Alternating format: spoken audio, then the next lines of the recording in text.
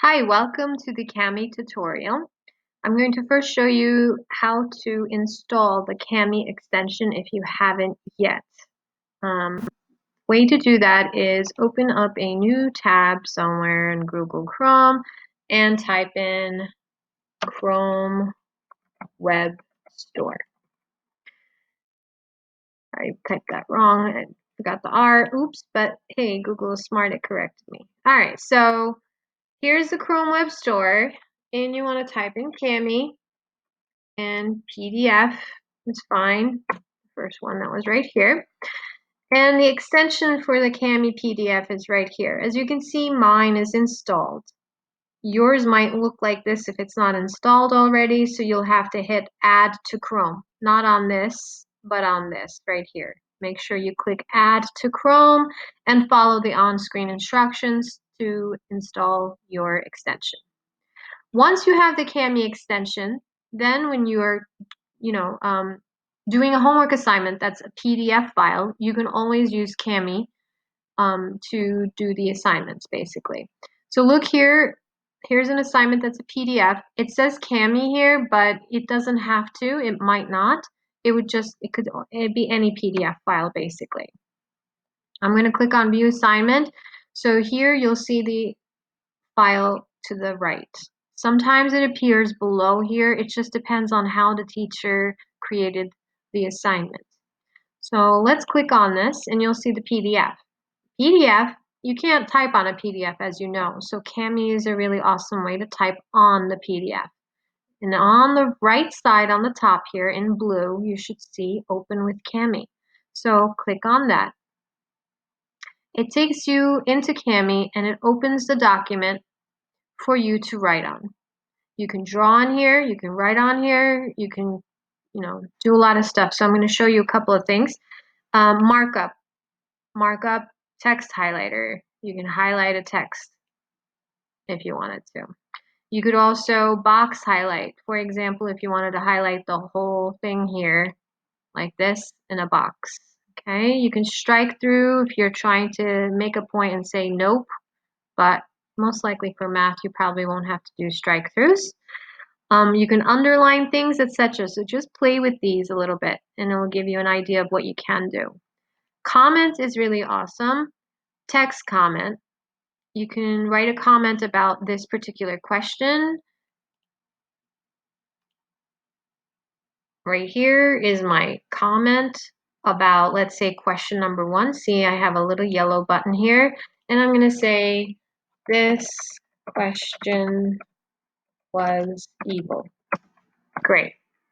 That's your comment to me. And then you can also put a voice comment if you want.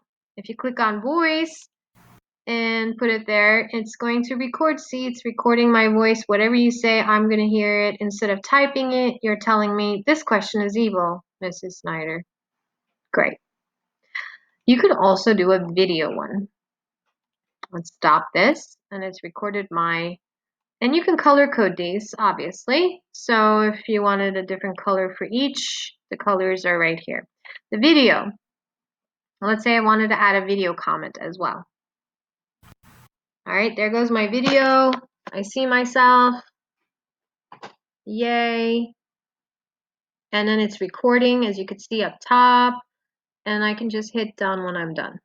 And now it has a video comment about that question. So you can maybe explain, if your teacher wanted you to explain a problem, you can explain it here using the video comments. You can also do a screen capture, just capture your screen. Okay, text box. Text box is just what it sounds like. It's a text box. You can type in your answers here, answer, blah, blah. One cool thing is it has an equation editor. So I know it has equation here, but if you're going to type in an equation inside of a text box, you're supposed to use the one up here to the right. If you click on that, math shows up, and then you hit this, a bunch of symbols show up. For example, I want to move this a little over here so I could see better. Y equals, just play with it. You'll get better as you play with it. X, and let's do squared over, oh, a different number, whatever. Okay, so you can type in your work if you have work to show related to this question. Now, obviously, some of you might look at this and go, this has nothing to do with that. I'm just using it as an example just to give you a visual. All right. You can also draw. Draw is great because this one particularly is drawing because it's, it's a translation. So we're moving it 5 right, 1 up. If you're moving this 1, 2, 3, 4, 5, and then 1 up is right there. You can make a point right there. And then 1, 2, 3, 4, 5, 1 up. And if we move the G over here, G prime, of course you can label them, if you want to use your mouse. It's hard to draw with the mouse. I hate it. If you are like me, then you can use a text box and just type in the letters. And then you could oops, see, I'm terrible. Terrible. Okay, you can free draw it. Freehand it. And as you can see, it's really hard. It's gross. So what's a better way to do this? I'll show you. Thank goodness there's a way. Let's say you're just like me and drawing a straight line with a mouse is a pain. You go to Shapes. Shapes has a line and that draws a perfectly straight line for you. I love this. Right there, and right there. Amazing. All right, well, that pretty much sums up what you can do with Kami. Your comments are really awesome. Drawing tools are pretty okay with the shapes and stuff like that. You can do all sorts of other shapes, different colors. You can insert images. So let's say you did this assignment on a notebook, paper, and you want to insert an image of your notebook, like the section of that pertains to this question. That can be cumbersome though, because now I have like 10 questions, and so you're going to insert 10 pictures.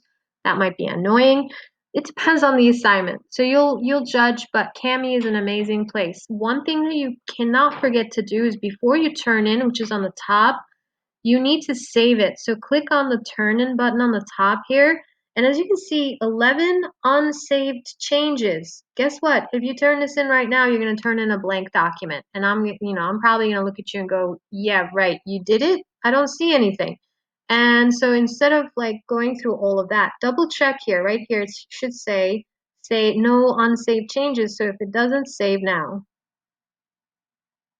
and when you do that, the 11 unsaved changes are gone, and it says all changes saved. Ta-da! So now you submit. Now you will turn it in.